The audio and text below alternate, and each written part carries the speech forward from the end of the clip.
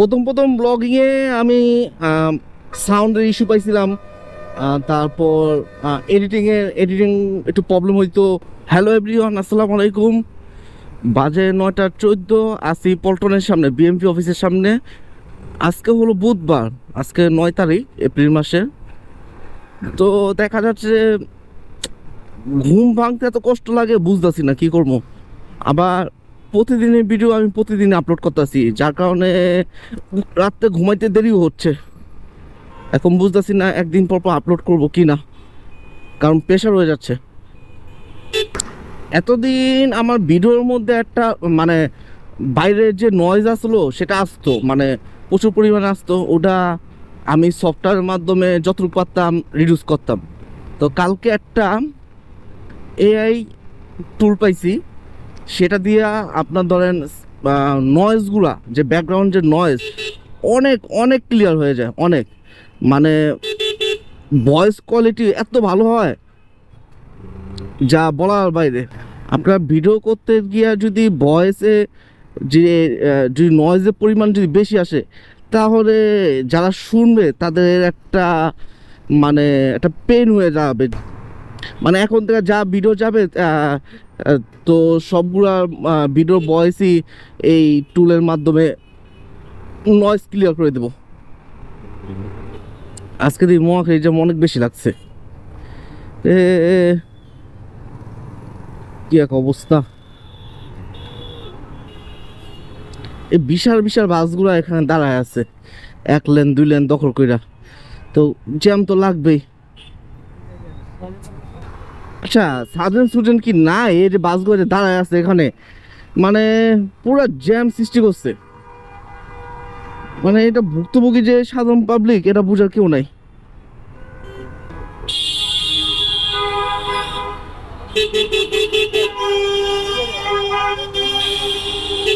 উফ, কি এক যন্ত্রণা।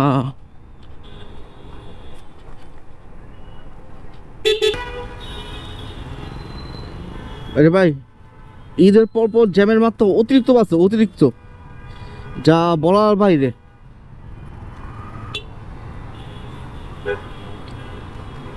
উফ, মুক্ত পাইলাম, মুক্ত। ভাই রে ভাই, পুরো অবস্থা টাইট। এটা আসলে যারা এই রাস্তা না আসে তারা বুঝতে পারবেন না যে কি পরিমাণ জ্যাম এখানে। আমি এর আগেও বলছিলাম যে বনানী জ্যামের থেকে মহাখালীর জ্যাম সবচেয়ে বেশি ডেঞ্জারাস। কারণ বনানী জ্যাম বলতে এটা গাড়ির জ্যাম, ঠিক আছে, গাড়ি চলতেছে, গাড়ির জ্যাম। কিন্তু মহাখালী জ্যাম হলো যে অর্ধেক রাস্তা আপনার ধরেন বাস ব্লক করে দাঁড়া থাকে। তো এই জ্যামটা ছুটানো যাবে না ভাই। আমার এই ব্লগিংটা তো আমার শখের বসে করা। তো নিজেকে ডে বাই ডে আপডেট করতেছি, ডে বাই ডে। আগে থাম্বনেল ডিজাইন দেখলে এখন দেখলে একটা ডিফারেন্স বোঝা যায়। প্লাস আমার ভয়েসে, আমার কথাবার্তা, যেমন আগে যখন প্রথমত কথা বলতাম একটা জড়তা থাকতো, কারণ স্বাভাবিক আমি ক্যামেরা ওপেন করে কখনো কথা বলি না এখন পর্যন্ত।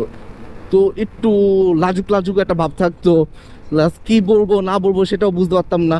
তো এখন সে আল্লাহর মধ্যে সে জড়তা কেটে গেছে। আমার ভিডিও তো এত মানুষ দেখেও না, দেখা কোনো কারণও নাই। তো যাই হোক, নিজেকে যতটুকু পারা যায় আপডেট করা। প্রথম ব্লগিংয়ে আমি সাউন্ডের ইস্যু পাইছিলাম, তারপর এডিটিং একটু প্রবলেম হইতো। মানে মোটামুটি সব কিছু ধাক্কা খাইয়া এখন এ পর্যন্ত, মানে ধাক্কা না খাইলে বোঝা যায় না যে আসলে প্রবলেমটা কোথায়। তো এক চান্সে তো সব কিছু করা যায় না। ডে বাই ডে প্রতিনিয়ত ভুল কথা শিখতেছি, প্রতিনিয়ত ভুল কথা শিখতেছি। কোথায় ভুল হইতেছে, ওই ভুল থেকে আবার শিক্ষা নিতেছি। এভাবে আসলে ব্লগিং করা। আমি সবার থেকে সাজেশন নেই, আমার কলিগ আছে, ফ্রেন্ড সার্কেল আছে, সবার থেকে সাজেশন নেই। ইভেন আপনাদের থেকেও যদি কোনো সাজেশন থাকে আমাকে অবশ্যই জানাবেন যে আমার দিক দিয়ে আমার ইমপ্রুভমেন্ট জরুরি। তো বাজে 9:47, অবশেষে 300 ফিটে প্রবেশ করলাম, মানে জ্যামজট মোকাবেলা করে অবশেষে প্রবেশ করলাম 300 ফিটে। বাইকের মুভির বলার সময় হয়ে গেছে গা। কত কিলো হয়েছে, 1900 কিলো হয়েছে। তো দেখি 2200 বা 2300 কিলোর মধ্যে মোবিলটা ড্রেন করে ফেলবো। এই 300 ফিটের এই আন্ডারপাসটা বৃষ্টি হোক না হোক এদিক দিয়ে পানি জমে থাকবেই, একটা প্রবলেম।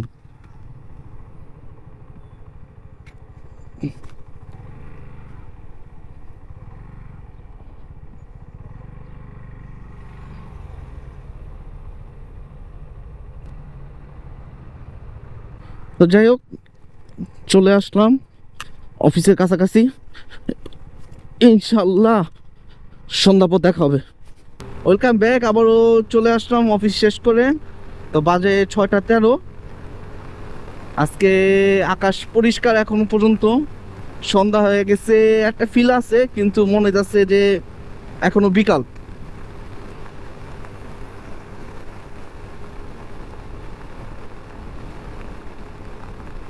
এগুলা হইলো আপনার ধরেন 300 ফিটের ছাপড়ি পোলা বাইন, রকেটের মতন যায় সাইড দিয়া, কোনো আপনাকে হর্ন ছাড়া বা ডিপার ছাড়া ওরা আপনাকে ক্লোজ ভাবে যাবে। আজকেও কি এরা মিরপুরে রাস্তার জ্যাম নাকি বুঝতেছি না।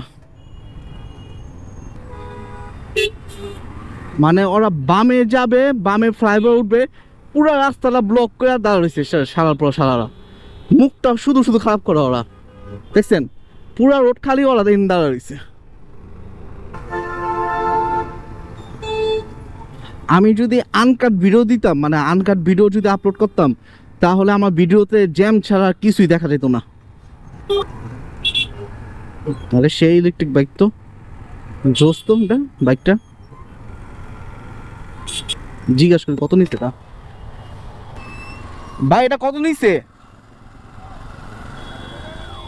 হ্যাঁ 1 লাখ সুন্দর আছে।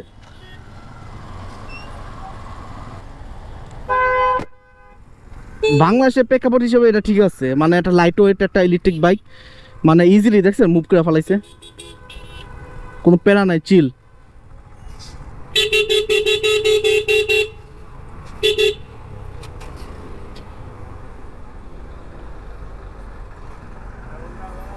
কেমন বাসে চিপা চাপা মাইরা মুইরা, মানে চিপার মধ্যে রাইড করে চলে যাচ্ছি, মানে একটা যন্ত্রণা।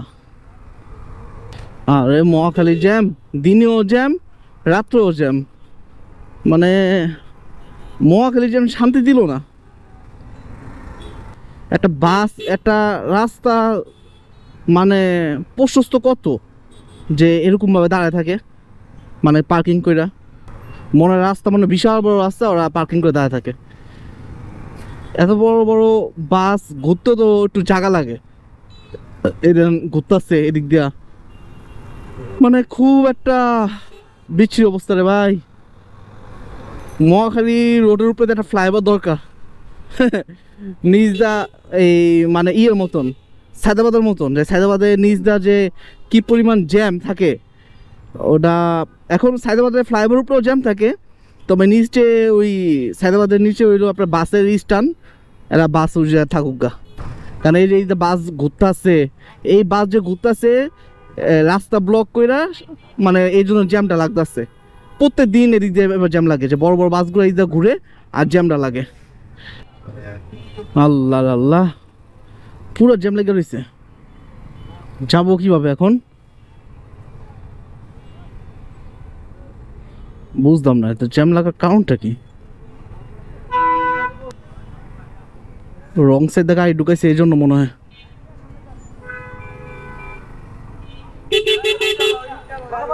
রং সাইড গাড়ি ঢুকাইছে এই জন্য পুরো রাস্তা জ্যাম হয়ে গেছে। মানুষ নিজের সুবিধাটা আগে বুঝে। বাজে 6টা 59, অবশেষে কাকরাইলের সামনে চলে আসলাম।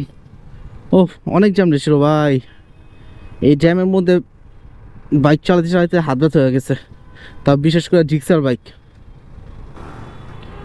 বাজে 7টা 5, অবশেষে চলে আসলাম বাসার কাছে। তো ইনশাল্লাহ দেখা হবে নতুন কোনো ভিডিওতে, ততক্ষণ পর্যন্ত ভালো থাকবেন। আল্লাহ হাফেজ, আসসালামু আলাইকুম।